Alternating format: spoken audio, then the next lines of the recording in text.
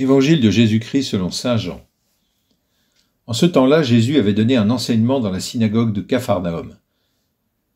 Beaucoup de ses disciples qui avaient entendu déclarèrent : « Cette parole est rude, qui peut l'entendre ?»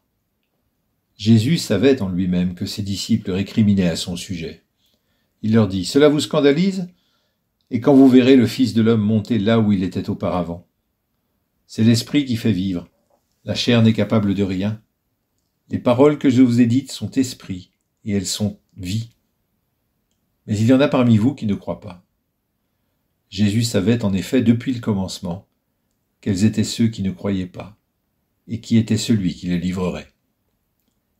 Il ajouta : « Voilà pourquoi je vous ai dit que personne ne peut venir à moi si cela ne lui est pas donné par le Père. » À partir de ce moment, beaucoup de ses disciples s'en retournèrent et cessèrent de l'accompagner.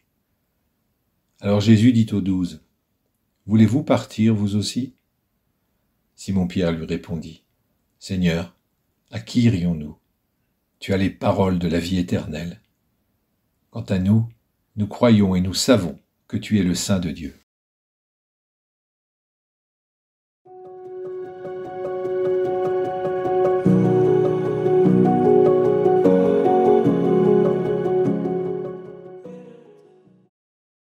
Quelle tristesse de voir des disciples quitter Jésus.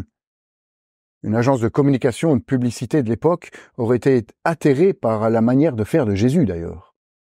Alors est-ce que Jésus a fait mal ? Certainement pas. Et cet épisode rejoint notre propre vécu en Église. Aujourd'hui, beaucoup s'en détournent pour diverses raisons. Mais doit-on abaisser l'exigence de la vie chrétienne pour que les gens restent ? En tout cas, ce n'est pas le choix que fait Jésus dans l'évangile de ce jour. Jésus est un maître exigeant. Mais si je ne m'intéresse pas à une personne, je ne vais pas être exigeante avec elle. Je suis exigeant avec ceux que j'aime. Ainsi, Jésus est exigeant pour chacun de nous car il nous aime et il veut nous faire grandir. Il nous attire à lui parce qu'il est la source de la vie éternelle. Et l'exigence de la vie chrétienne, c'est un chemin qui se parcourt pas à pas.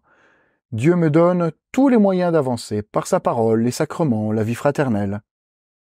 Alors aujourd'hui où nous participons à l'Eucharistie dominicale, choisissons avec confiance de nous laisser guider par Jésus que nous recevrons dans la communion.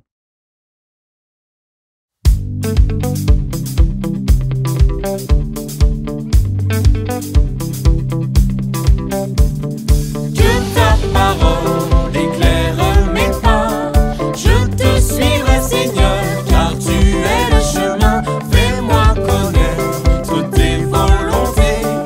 En toi j'ai mis ma foi, je marche dans tes voies. D'un grand espoir j'espérais le Seigneur, il s'est penché pour entendre mon cri, il m'a tiré de l'horreur de la boue, il m'a fait reprendre pied sur le roc. Que ta parole éclaire mes pas, je te suivrai Seigneur, car tu es le chemin, fais-moi connaître tes volontés. En toi j'ai mis ma foi, je marche dans tes voies. Mieux vaut s'appuyer sur Dieu le Seigneur que de compter sur les hommes puissants. Que pourrait donc un homme contre moi? Je ne crains pas car Dieu est avec moi.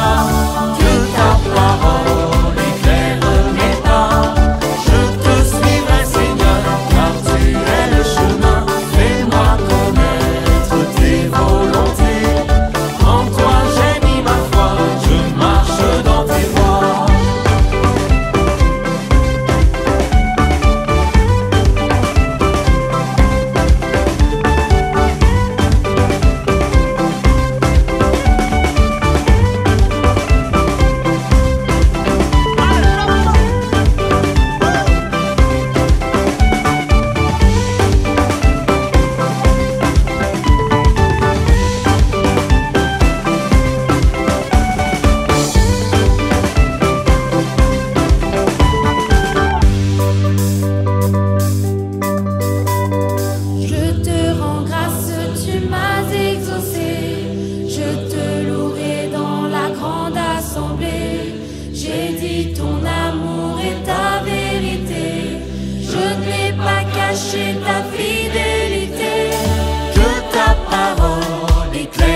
mes pas.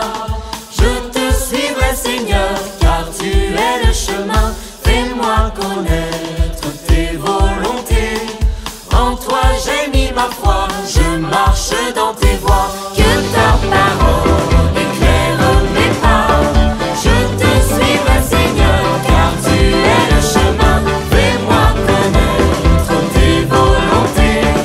En toi j'ai mis ma foi, je marche dans tes voies. Que ta parole éclaire mes pas. Je te suivrai, Seigneur, car tu es le chemin. Fais-moi connaître tes volontés. En toi j'ai mis ma foi, je marche dans tes voies.